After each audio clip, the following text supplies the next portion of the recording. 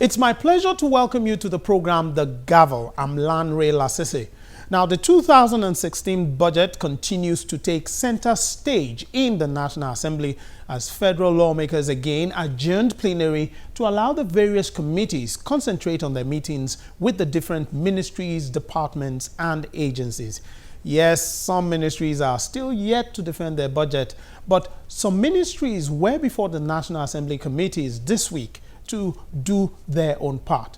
The lawmakers also conducted some oversight visits. We start the program with the Senate plenary session for the week. It's the resumption of plenary at the National Assembly after a 2 weeks recess. The suspension of plenary was to allow lawmakers devote time to scrutinizing the 2016 budget at the committee levels. But with the National Assembly identifying problems with the 2016 budget, such as repetition of subheads, budget padding, and several errors, the Senate is once again suspending plenary for another week to give lawmakers additional time to work on the budget.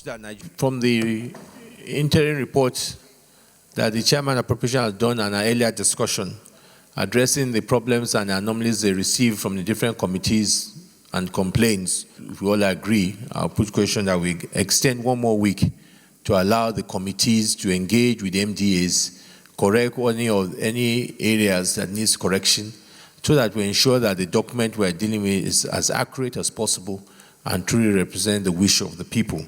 But before suspending plenary, the Senate considered a motion on the hike in electricity tariff. That due process in the instant law for such increment was not followed in consonance with Section 76 of the Power Sector Reform Act 2005. Observe that increase will have a multiplier effect on the Nigerian economy, with manufacturing companies having to pay more for power. The Senate is worried that the increase in tariff will pave way for additional heavy burden on consumers, and coupled with challenges in the economy, it will adversely affect the purchasing power of Nigerian workers and the entire Nigerian masses, and by extension aggravate restiveness in the country.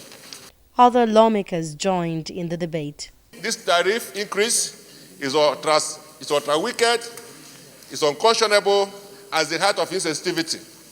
We must be able to come up today as a Senate, not only to condemn it, but be able to make this agency to withdraw it immediately. It is rather unfortunate that we are running into crisis after the so-called privatization, Mr. President. When the issue of Manitoba was brought to the floor of this chamber, Mr. President, I said very clearly that while we are running into this crisis and we have most of these issues after this privatization of most of this, after dismantling the PHCN, was because most of the so-called beneficiaries of the privatized discos lack capacity. How can you, as an agency of government, not follow the rules and the laws setting you up to impoverish Nigerians? And I must also add my voice to commending Labour for fighting hard, because the ordinary Nigerians are the ones bearing the sufferings. And this Senate must take a stand, Mr. President, because we represent the collective interests of Nigerians. This cannot be.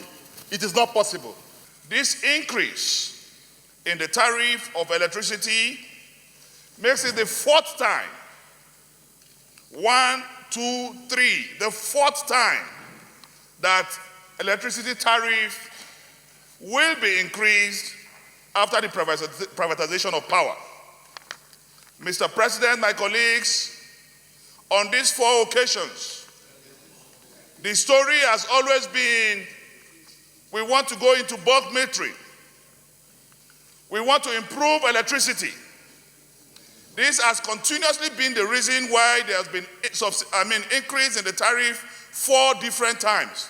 But hello, there is no stable electricity, and metering is still a problem.